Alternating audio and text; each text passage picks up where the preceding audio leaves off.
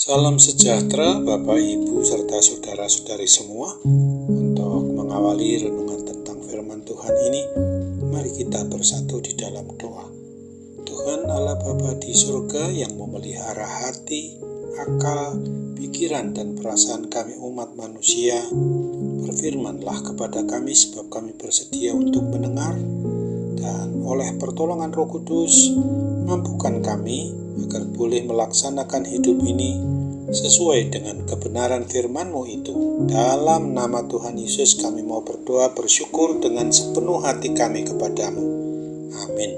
Sebagai nas renungan firman Tuhan pada hari ini diambil dari Mazmur 7 ayat 10 yang berbunyi, biarlah berakhir kejahatan orang fasik, tetapi teguhkanlah orang yang benar.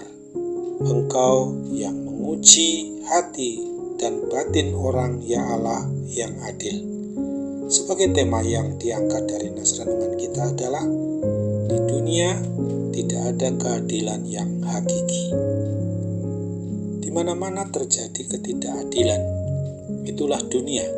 Sampai kapanpun kita takkan menemukan keadilan yang hakiki di dunia ini. Yang ada hanyalah keadilan yang diputarbalikkan, keadilan yang diperjualbelikan, dan keadilan yang hanya berpihak kepada orang kaya, orang yang berduit, orang yang berpangkat. Bagaimanakah nasib orang-orang yang lemah dan miskin? Mereka selalu menjadi korban dari ketidakadilan. Sebagaimana diungkapkan di dalam Yesaya 59 ayat 11 ini. Kami sekalian meraung seperti beruang, suara kami redup seperti suara burung merpati. Kami menanti-nantikan keadilan, tetapi tidak ada. Menanti-nantikan keselamatan, tetapi tetap jauh dari kami. Tak ada keadilan di dunia ini. Keadilan dan kekuatan hanya ada di dalam Tuhan. Yesaya 45 ayat 24 bagian A. Karena Dia adalah satu-satunya hakim yang maha adil.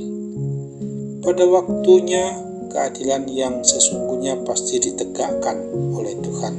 Sebab apapun yang manusia perbuat di dunia ini, kelak harus dipertanggungjawabkan di hadapan Tuhan Allah Bapa Sorgawi.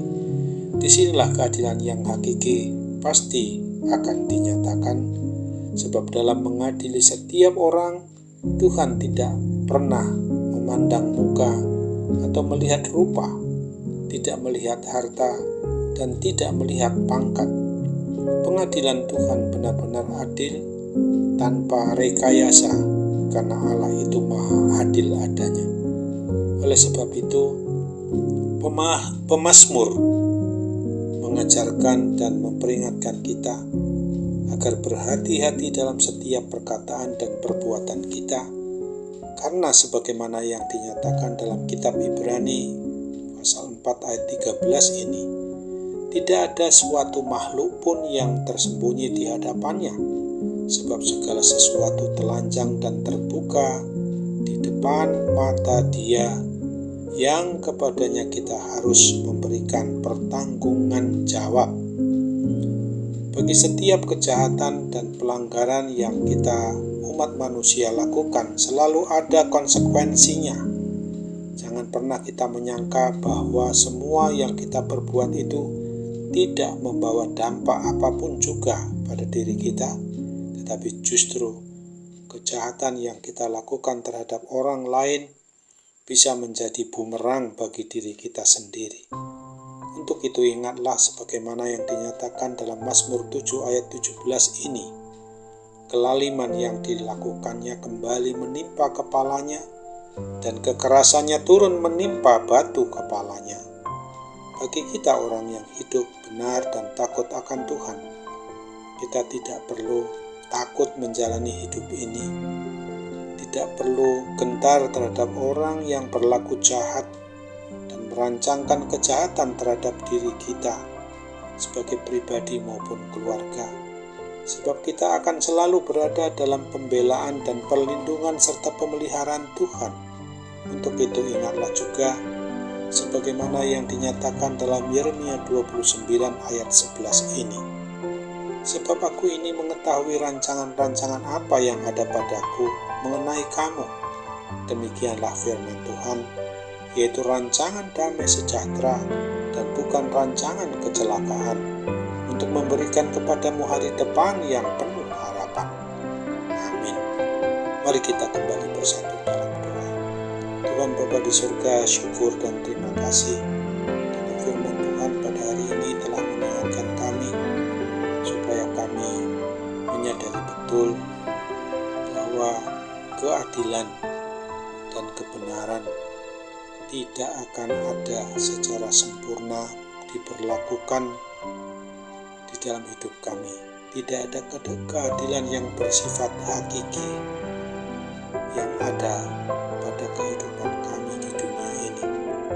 Oleh sebab itu kami harus senantiasa mengandalkan keadilan yang sesungguhnya yang Tuhan anugerahkan kepada kami, sebagaimana telah dinyatakan oleh Tuhan Yesus Kristus wujud Allah yang jadi manusia.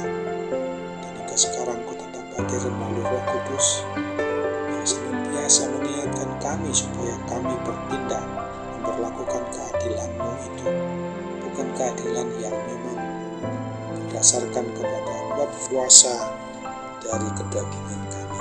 Oh Bapa, sambut apalah doa dan harapan kami kepadamu ini. Mampukan kami untuk sungguh-sungguh boleh melakukan apa yang terbaik menurut kehendak-Mu saja.